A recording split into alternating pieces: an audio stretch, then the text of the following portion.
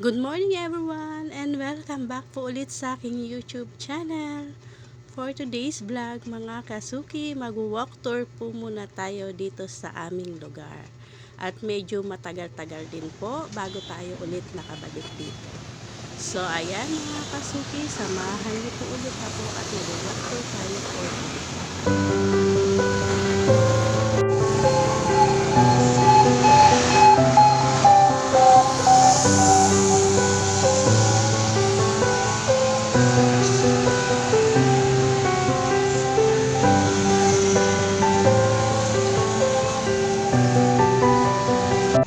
Nung huling mga punta ko dito mga kasuki, wala pang bulaklak yang mga yan. Ngayon sobrang ganda na at napaka-greeny na ng lugar.